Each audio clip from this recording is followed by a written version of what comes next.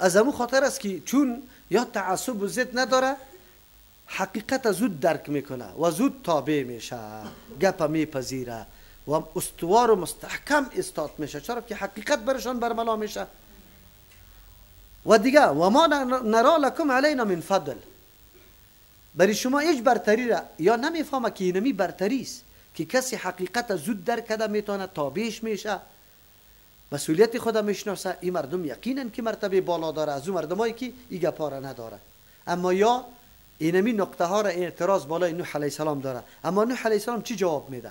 در یک جمله قال یا قوم ارایتم، گفت نوح علیه السلام قوم ما، ارایتم خبر بده مرا، این کنت علی بینه، اگر هستم ما بالای دلیل، به همراه دلیل واضح، من ربی که و دلایل از جانب پروردگارم باشه، و آتانی داده باشه الله بر ما رحمتا نبوتا، یا رحمتی ازیره که فهمیدین بر ما نصیب شده، من عندی از جانب خش، فعمیت علیکم، پس پنهان کرده شده باشه، پرده شده باشه، علیکم بالای شما، شما ی حقیقتا را درک کردن نمیتانی. انلزموکموها، آیا ما سرتان الزام بیاریم، شما را مجبور کرده میتونیم با قبول کردن امی دعوت خود؟ نمیتونیم. و انتم لها کارهون، در حالی که شما او را بد میدانه، متنفر از او هستی، این شده میتونه. گاهی امی کار ما نمیتونیم. 3 اعتراض کرده بود، در یک جمله 3 اعتراض جواب داد.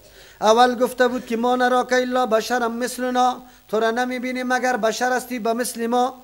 نوح علیه السلام میگه که بله بله بله، در شکی نیست که من ملک نیستم، لیکن امرای یک سند و دلیل آمدیم، دعوای خشک نکردیم، بلکه تایید نبوتی ما توسط معجزه میشه. از او خاطر علا بینه کنت علا بینتین است، به بینه آمدیم.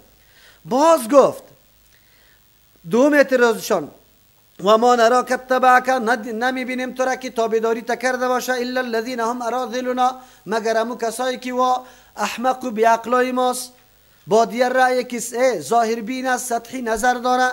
نوح علیه السلام برشان میگه که این مردم ها خو دلائل شناخته، حقیقت دلائل درک کرده، ظاهر بین شماست نه، شما ظاهر هستی که در رویسته مادیات دنیا را و حقیقت درک میکنه. تعجب است که شما واره با دیاره میگی، لیکن با دیاره خودتان هستی. چرا که علا بینت است من ربی، دلایلی که از پروردگار آمده او را پذیرفته. باز گفت که هیچ نوع برتری نه، و ما نرا لکم علینا من فضل، برتری نه نمیبینیم برای شما بالای خود. نوح علیه السلام میگه و آتانی رحمتا، چرا برتری نیست؟ الله بر ما رحمت داده، فهم دین بر ما نصیب کرده که رای حقیقت درک بکنیم، این بس است. هر 3 اعتراض جواب داد.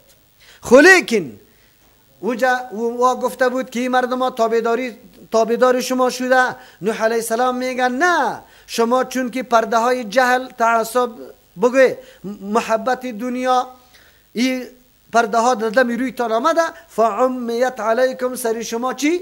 بگوی پرده آورده بالای شما که حقیقت نبینی. اینی گپا معیار پیش شما مادیات دنیا است، اینی گپا را در نظر داری، اگر کسی فاقدش باشه او را هیچ اعتبار نمیده. حالان که معیار این نیست. معیار چیزی است که انسان حقیقت خود بشناسه، جهان بشناسه، بعد از او بفهمه که من بنده کیستم و چه قسم بندگی کنم، کدام طرف مسیرم است. بعد از او نوح علیه السلام برش میگه که ما خو قدرت الزامیم نداریم که سرتان چپا کنیم که الا ایمان بیاری، در حالی که شما هم نفرت داشته باشی. نه، این کار نمیتونیم. ما مسئولیت داریم، دعوت کار شماست. سنجش کنی، گپای ما را وزن کنی، تحلیل کنی، ارزیابی کنی که گپ ما برای شما مفید است یعنی که گپ ما برای شما ضرر است. مشکلی نمیجاست که اکثر دوستای ما وقتی که برش دعوت میدیم اول سر تاپا میزنه و لط میکنه تو نمیشنوه، امی قدر نمیگه تو باش که امی بیادر امی سخنای خود آخر کنه که چی گپا میزنه. امی ولی نپذیر.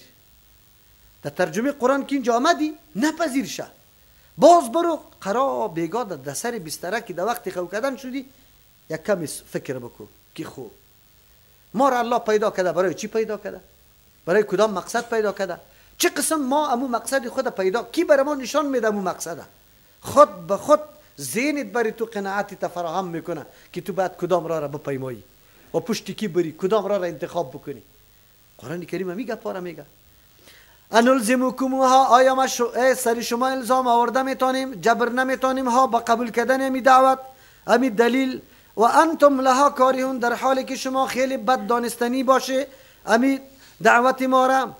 و یا قوم لا اسألکم علیه مالا، ای قومی ما درخواست نمیکنم، طلب نمیکنم از شما بالای امی دعوتی خود، تبلیغ خود مالا هیچ چیز اجرت طلب ندارم. کدام معنی است که شما نمیپذیرید؟ حالی امی گپای مفتی مرا که هیچ عوض بدل هیچ چیز نداره، لااقل خوب بشنوی. حالی چی میشه؟ 4 دقیقه گوش بگیری سخنای ما را، باز بود از قبول نکنی، خیر است. ما خاص پیشتون کدام اجرت طلب نکردیم که یعنی قدر پول بده که ما براتون بیان میکنم. از همون خاطر برنامه دعوتی انبیاء علیهم السلام همیشه بمزد بوده و اینمی فرق است در بین کسایی که مادیات پرست است و کسایی که چیست؟ الله پرست است.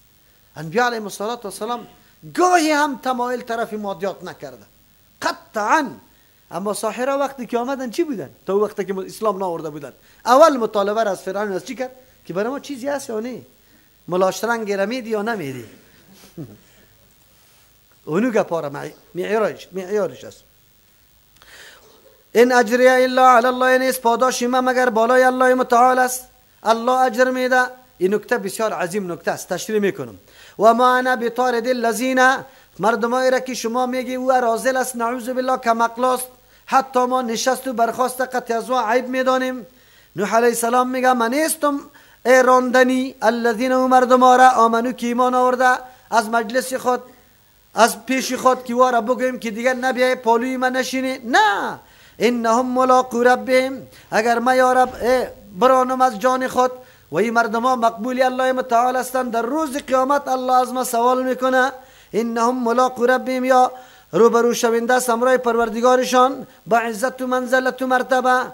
ولکن یراکم قوما تجهلون، کل گپا هیچ است، لیکن اصلی سرچشمه تمامی بدبختی کدام است؟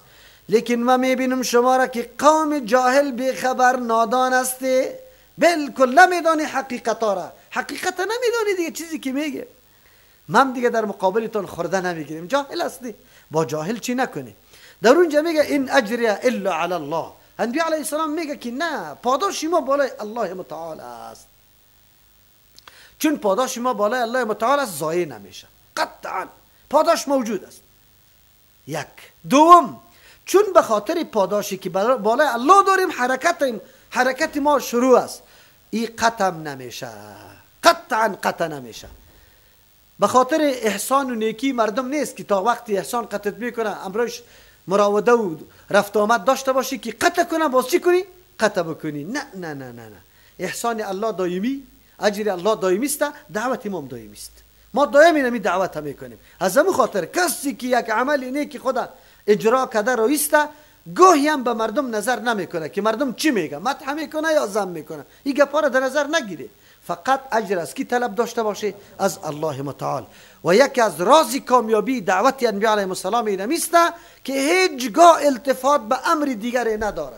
اگر مردم انتقاد میکنه، اعتراض میکنه، تهمت میلگانه، مخالفت میکنه، هر چی میکنه، چرا که میدونه که الله اجر مرا ضایع نمیکنه و الله اجر برام میده. و یا قوم من ینصرونی من الله، قومی ما کیسته که مرا امداد کنه در مقابل الله. کی؟ ان طردتهم، اگر همی مردم را از خود برانم یا رأی کنم که در مجلس نمانم. ای کدنی مردم خود گپ یادی نیست. یک کسی که الله را میطلبه، یک کسی که محبتش با الله چی شده؟ قوی شده، یک کسی که دین الله را فقط سرنوشت زندگی خود قرار داده، اون مردم از خود ای کدن. این گپ بسیار مشکل است. کاش که این نمی سخنه علمای ما در مساجد به مردم میگفت که مردم برش میگفت که نمانی را. ملا صاحب برش میگفت اگر من ای را از مسجد بکشم به خاطر از اینکه آمین بالجر میگه یا رفع الیدین میکنه، کیست که در روز قیامت در مقابل الله متعال پشتیبانی مرا بکنه؟ شما پشتیبانی مرا میکنی؟ ان طردتهم، اگر یارا ای کدم، چرا ای کدم؟ زنا کده، دزدی کده، غیبت کده، دروغ گفته، فساد کده، چی کده؟ سنت رسول الله را بجا کده، باز کیست که اونجا جواب داده بتانه؟ نوح علیه السلام همینطور جواب با کل کفار میده. یک نفر است ملا صاحب به خاطر مادیات امامت چند روز امامت خود همین جواب به مردم داده نمیتونه. میتونه؟ نمیتونه. این است تو در مقام امامت قرار داری. وقت او پیغمبر بود با او اینمی گپا پیش میشد که مردم از خود بران، لیکن برای توی اینمی گپ پیش شده. این امتحانات الله متعال است. ملا صاحبای مساجد بدانه که امتحان الله متعال است برات مواجه شده، کامیاب میشی یا ناکام. هر وقت که اینی طور جواب دادی که پدرم جواب داده نمیتونه، این سنت رسول است. دلتان میده نماز نمی، اینی سنت است. اگه مردم بگه که نمیمانیم تا توم طرفدارش هستی، نمانی. رزق ما خوب وابسته به شما نیست. یک سند او ملا صاحب برای خود همینجا باقی بگذار که الله عزت برات میده، یعنی که رزق از کدام طرف برات میاد. من یقین دارم که انشاءالله اینطور رزق عزتمندانه برات برسه که هیچ پرسان نکن. اما با تاسف خیلی زیاد چی میگن؟ خدا باز خیلی خیرخواهی تو معرفی میکنه. گم که مردم جاهل است. مردم چرا جاهل است؟ خود تو جاهل مانده شه. مردم عالم بساز، بیان که برش. جهالت مردم تو نگذار. خود تو جاهل چند سال میشه که اینجا هستی؟ چرا این موضوع رو نگفتی؟ مردم جاهل است. خیرخواهی خودم به تو نشان میده. این کارایی تا الله میدانه. تو اگر در ظاهر هر قسم خود این طرف و طرف بزنی، الله ندیده تا. الله از ارادت خبر نداره، از قلبت آگاه نیست. تو امروز خدا برای ما سفید کنی، به الله چی جواب میگی؟ به الله متعال. کاش کمی قدر غیرت در پیش ما باشه. مثل نوح علیه السلام واری کی است؟ و یا قومی من ینصرونی، کیسته که مرا امداد کنه من الله، در مقابل الله این طردتهم، اگر یا رب برانم از خود. افلا تذکرون، چرا نصیحت نمیپذیری؟ این خو خیرخواهی شماست. و مردمایی که اهل است، صاحب عقل است، درک و بصیرت دارن، راه درست انتخاب کرده، واره میگه که بی عقل است، واره میگه که از خود بران. عجیب است. یم شده میتونه. ولا اقول لكم عندي خزائن الله، پیش که براتون میگفتم بله ما پیغمبر هستم، نذیر و بشیر هستم. دعوا نکردیم که پیش ما خزانای الله متعال است، دعوا نکردیم که علم غیب دارم، دعوا نکردیم که من ملک هستم. این گپا را گایم دعوا نکردیم، نمیکنم. پس از این سه چیز هر کدامش که مردم دعوا کنه، قطعا او ولی پیغمبر شدن نمیتونه. امروز پیرای ما هر سه دعوا را داره. میگه من یک لحظه هم نافرمانی الله را نکردم، بیگناه هستم، پاک صاف هستم. چرا؟ این دعوایشان از کجا معلوم میشه؟ میگه آب دستی مرا بنوشه. آب دستی که دست میشویم، ای آب در جانتان بزنی و بنوشی. چرا؟ به خاطر که من ملک صفت هستم. دوم دعوا پیر صاحبای ما میگه فکرت باشه که باز ما میفهمم که تو چی کار کردی در خانه. کل مریدا عقیده به پیر خود داره که از حال ما خبر داره. ما دول سوالی به سطح مجلس نفر شاندم شاگردای بابا جانه. گفتم امیال از حال ما خبر داره؟ گفت بالکل خبر داره. نعوذ بالله. یه دو. سوم میگه به نزد ما خزائن الله است. چی میگه؟ ما که هر چی بخوایم الله برام میده، هر چی که بخوایم. بدبختای اینطور هستن. باز چی میگه؟ ما در کدام ریاست که رسیدم، وزارت رسیدم، کمکی کی بود؟ پیر صاحب بود. دکاندار تجارتم که خب رونق داره، کمکی کی بود؟ پیر صاحب بود. وای دختره که پیدا کردیم، کمکی کی بود برای بچه خود؟ بگه پیر صاحب بود. او داره این مردم برش عقیده داره. او قرآن میگه نوح علیه السلام پیغمبری اولوالعزم است، میگه برای مردم تصورات غلط، نظریات غلط و نادرست از ذهنتان بکشه. ما پیغمبر هستم، الله نیستم، صفات الله در من موجود نیست، خود دعوام ندارم، نمیگم لکم برای شما عندی خزائن الله. هر کدامتان ایمان بیاره، یک زنم براتون بگیرم، یک بلدنگ هم آباد کنم، یک موتری چی هسته بگه کرولای 2000 هم براتون بگیرم. پیغمبری فرق در بین حق و باطل دیره میسته. باطل همیشه مادیات دنیا را وسیله میکنه، مردم را جذب میکنه. حق چی میگه؟ حق میگه اگر این نظریه را میپذیری لط میخوری، کشته میشی، بندی میشی. یک زن است، زن اروپایی، کتاب نوشته کرده. یکی از جمله مشخصات حق بودن این دعوت رسول الله صلی الله علیه و سلم امیر معرفی کرده که هیچگاه پیغمبر به کسی وعده مادیات نداد، بلکه بالمقابل وارا خبر داد که دوچار مشکل میشه. خبر داد که شما دوچار مشکل میشه. نه اما مردمایی که در روز اول به پیغمبر ایمان آوردن چی شکنجه ها ندیدن؟ بلال و صهیب و خباب بن ارت و چیستا کلشان رضی الله عنهم کلشان همینطور بودن. امروز هم همینطور اختار است. پیغمبر میگه من گپا را ندارم، پیر صاحب میگه نه دارم. ما که کمی کلگی سجده میکنه دستش بوسه میکنه تو برو السلام علیکم دست از بالا بده، بد بالا سعی میکنه اشاره میکنه که بکشیره ای بیادبه. باز دیگه چی میگه؟ دیگه میاد در گوشت میگه بیادبی پیر صاحب کردی چی میشه؟ میسوزی تباه میشی. ای بیادبی الله را قرآن کی مردم کردی کفار. ای پیر صاحب زورش تری مسلمان ها میرسه، همین کفار تباه کنه. نه ای پیر صاحب عجیب است. خب ولا اعلم الغیب، ما علم غیب ندارم. میاد در حدیث ها بار میاد. امروز هم در حدیث مسلم میخوانیم پیغمبر اسلام سوال میکنه صحابه کجا شدن؟ در مرض وفات است، دلش باغ میشه در مجلس صحابه کرام بره نماز با جماعت بخونه، خبر نداره که صحابه نماز استاد هستن یا نه. سوال میکنه. افضل ترین پیغمبر رسول الله صلی الله علیه وسلم است، او خبر نداره اجره یک دیوال است، یک دیوال پرده است، یک پرده کشال است، او طرف خبر نداره که صحابه در جماعت استاد است یا نیست. این مردم ها دعوا میکنه. از مریدا سوال کنه که امی گپار امی پیر برش گفته یا نگفته؟ کلی گپار. ولا اقول انی ملک، نمیگم که من ملک هستم. خدا به اشکال مختلف شکل داده میتونم. ولا اقول للذین تزدری اعینکم، نمیگویم به او اشخاصی که تزدری خیلی سبک معلوم میشه اعینکم در نظرهای شما، نظری حقیرانه داره چشمای شما برای او مردم. چی نمیگم؟ لا یؤتیهم الله خیرا، که هرگز برشان الله خیر نمیده. این گپا نمیزنم. او طور مردمایی که قربان کنه جان خدا، وقت خدا، مال خدا در خدمت دین، وارا بگوییم که الله برش خیر نمیده؟ وارا الله خیر میده. الله اعلم بما فی انفسهم، نه و همونطور در ظاهر آمده پیش تو ایمان آورده. خیلی خوب، ما چی کنم؟ الله اعلم بما فی انفسهم، الله خب عالم است به او نیت، اراده، او ایمان، او عقیده که در نفسانشان است. ما ظاهرشان دیدیم، ظاهرشان، حلیشان، نمازشان، حرکتشان مکمل خوب است. دیگه دو باطنش به الله میسپارم. این اذا لمن الظالمین، اگر از این کارا یک کار کرده باشم ما از جمله ظالم هستم.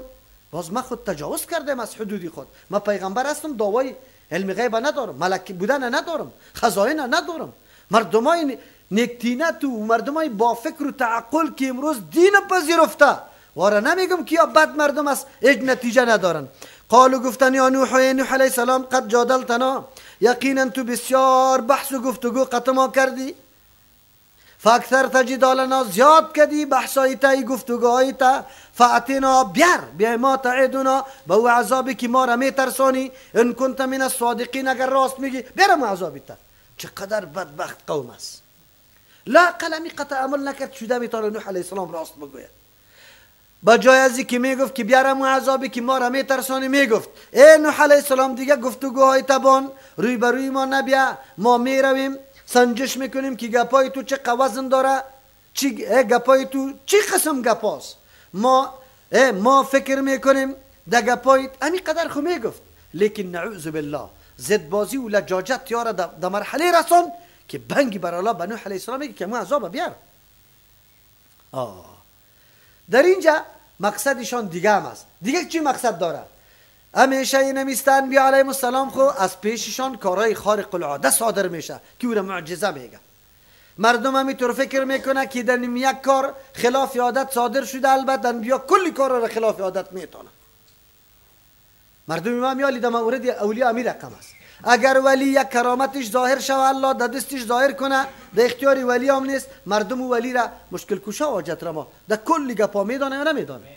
پیغمبر هم اینطور میگفتن. پیغمبر جواب میده نوح علیه السلام قال انما یاتیکم، شما گمان نداره که عذاب در اختیار ما است ما بیارم؟ نه ما پیغمبر هستم. انما یاتیکم یقینا میاره براتون به عذاب الله ان شاء اگر الله بخواه. لیکن عذاب الله اینطور نیست که در دنیا کسی طرف بگریزه خدا پنهان کنه در تاکوی داخل شوه. نه و ما انتم بمعجزین نیستی، شما عاجز کننده الله را یعنی خلاص شوینده نیستی. عذاب الله که برسه باز فراگیر است، بازی طور نمیشه. ولا ينفعكم نصحی، نفع نمیده برای شما نصیحت و خیرخواهی ما. ان اردت ان انصح لكم، اگر من اراده دارم که نصیحت و خیرخواهی برایتان بکنم. بزرگترین مشفقترین شخص انبیاء علیهم السلام، اشخاص انبیاء علیهم السلام می باشه. نوح علیه السلام بی دردیش، بی دلسوزیش، بی شفقتیش، بی پروسیلگیش، بی شو آمد روز آمد علنا دعوت کرد، جهارا دعوت کرد، کلش خرج داد. او اون مردم تقاضای چی را داره؟ عذاب داره. بیار میگه الله متعال هیچ قوم امیتور علاق نکده تا وقتی که بگوی یک حجت نه به هزاران حجت و دلیل بالای چیشون بگوی، بالای کمال کفرشون ثابت نشوه، الله عذاب نمیده. در جهنم کسی همونطور نمیره تا وقتی که خوب محکم دلایل سرش ثابت نشوه. خیرخواهی نوح علیه السلام بیبی نه از پیشید پیسه میطلبه، نه از پیشید اجر میطلبه، نه احترام میطلبه، نه مالکی میطلبه، هیچ چیز نمیطلبه. فقط برات میگه بیا درکم، بسیار دلم سرت میسوزه، پیش روی عذاب الله است، خدا نگاه کن. اگه یک روز برای ما و شما کسی همی راهنمایی بکنه که بیا درکم نرو اونجا دزد است، تو را باز دزد میزنه، او راستی همونجا دزد باشه، امی آدم از سالا احترام میکنی که مرا یک نصیحت کرده. انبیاء علیهم السلام از عذاب جهنم ما را میترسان، اما ما میگیم نه، اما عذابی که داری بیار دیگه. ولا ينفعكم نصحی، نفع نمیده خیرخواهی ما. این اردت اگر من ارادم بکنم من انصح لکم که نصیحت برای شما بکنم. کی؟ ان کان الله، اگر باشه الله یرید ان یغویکم که اراده کرده باشه که شما را گمراه بسازه به سبب عناد و ضدتان، به سبب زشتیتان. الله همونطور کسی را اغوا نمیکنه، او کسی را اغوا میکنه که اسباب اغوا را خود آماده میکنه، شروع میکنه همون طرف روان میشه باز خود دیگه. هو ربکم، الله مالک متصرف شماست. چی میگه؟ نوح علیه السلام میگه در توانی من نیست که شما را در حق قبول کردن بالکل وادار بسازم، این کاری من نیست. با مسئولیت خود ادا کردیم، کمال خیرخواهی دلسوزی را کردیم، او طرف ایمان آوردن نآوردن کاری من نیست. مالک متصرف کیست؟ و الیه ترجعون، خاص بسوی امی الله متعال بازگشت شما کرده میشه. باز سوال از پیشتان میشه، حجت سرتان تمام شد، هیچ بهانه و عذر دیگه براتان باقی نمانده. ام یقولون افترا، بلکه یا میگویند که از خود جور کرده. اینجا دو مطلب است، بعضی میگن کلام نوح علیه السلام است، بعضی میگن نه جمله معترضه کلام رسول الله صلی الله علیه وسلم است. میگویند که این قرآن کریم از خود ساخته. قل بگوی پیغمبر علیه السلام این افترای تو بری مردم اعلان کو، اگر من جور کرده باشم فعلی اجرامی بالای ما گناهیم است و انا بری مما تجرمون، ما اعلان بیزاری میکنم از آن چیزی که شما میکنه گناه میکنه. در کدام گناه که شما خوشت است من از او بیزار هستم. خب اگر من جور کرده باشم خب گناه سرم است دیگه، شما را چرا اینقدر ضد فرا گرفته؟ صحیح کنه یا اینطور میگه خمیشه نکن، گپی مردم نظر نکن، یا اینمی گپیشان است از خود ساخته. امروز ما شما را نمیگه دلایل از خود ساخته. برادر حدیثی ما را ضعیف میکشه، حدیثی خود صحیح. در خانه یکی از جمله شاگردان میمان کرده بود، اقارب شیخ صاحبم در مجلس بود ان شاء الله، اقارب مولایا بود و هر روز زیر ملامت میکرد کجا میری، چرا این ترجمه میکنی، چی گپا میکنی. یک روز ما را میمان کرد، ناگانی ما را میمان کرده بود. اگر وا خبر می بود خود نمی آمد، نه خو آمده بودن. ولی اونجا همین بحثا خودش سوال کرد می آدم که مولوی صاحب چطور است این مردم اینا، این بیچاره دیگه سرخ هستن که پرسان نکو، از همیالی آتش سر در جانشون در گرفت. یک گپ کی زده شد حدیث گفت، مگه این حدیث ضعیف است که باز دیگر را گفت حدیث ضعیف است. گفت صحیح کو حدیثای ما کلش ضعیف، حدیثای شما قوی. من گفتم کاری من نیست، حدیث ضعیف کشیدن و قوی کشیدن کاری ما است نیست، کاری علمای این زمان شدن نمیتونه. او علمای صدر اسلام است که بدون تعصب بخاص به خاطر رضای الله راویار مکمل میتور چی کرده، ارزیابی کرده، چان کرده، چان که آدم چی رقم است یا آدم چی رقم است. این کاری من نیست دیگه. خب گپیشان خراب شد. خب دیگه حالی هم یا چی میگه از خود جور کرده سیکوتو این طور حدیث ها رو از خود جور میکنن. او برادر حدیث از خود جور نمیشه تا که سند نداشته باشه. در کتاب است. بله خب بازم این اعلان چی است؟ پیغمبران علیهم السلام است. ام یقولون افترا، بلکه یا میگویند که از خود ساخته قرآن کریم. قل بگو این افترایتو، اگر من ساخته باشم فعلی اجرامی بالای من گناهش است. شما چرا ور خطاستی؟ اگر ما این کار این دعوت نعوذ بالله از خود شروع کرده باشیم خب گناهش تمام میرسه.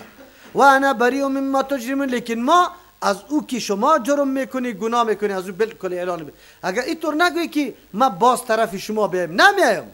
این راه شما را گاهی هم نمیایم. چرا نمیایم؟ به خاطر که همین قدر درک کردم که را باطل است. سبحان ربک رب العزة عما یصفون و سلام علی المرسلین والحمد لله رب العالمین.